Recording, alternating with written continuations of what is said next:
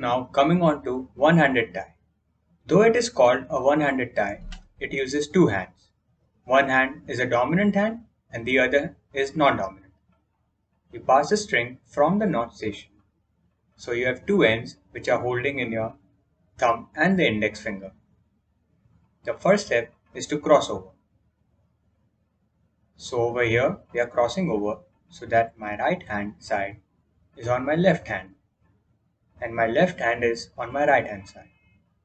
To begin with, my dominant hand, I'm just holding the end with the thumb and the index finger, and with the remaining three fingers, I am pulling the thread up.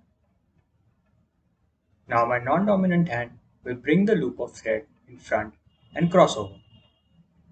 Now here, what we will do next is that my middle finger, I will just go above the thread and try and grab the end of the thread with my middle and ring finger and get it out from the loop.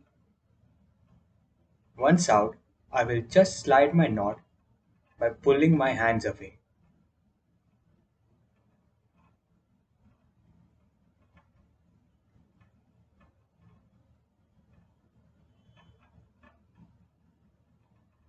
Now again, if I'm doing it in the same direction, I'm ending up with a granny's knot.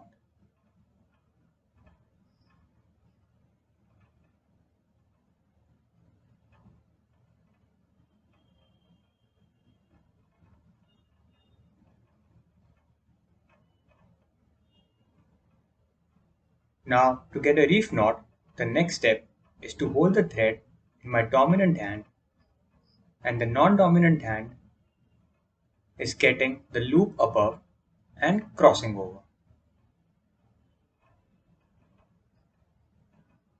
Now the index finger and the thumb will try and grab the loop end of the thread and will get it out from the loop. Once out of the loop, again I am tightening the knot to get a secured reef knot.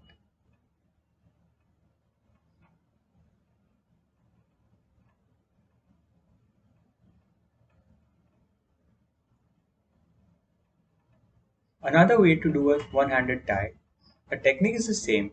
First, you cross over and then you get the string away. The first loop is the same as it was.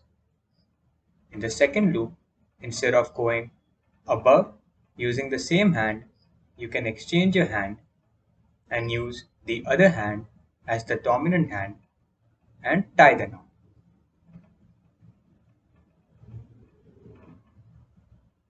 Again, a left-handed tie and a right-handed tie. A left-handed tie and a right-handed tie.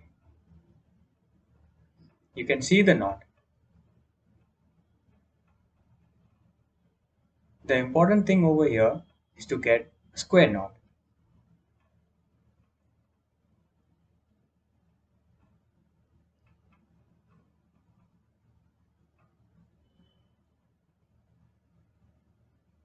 See it from over here.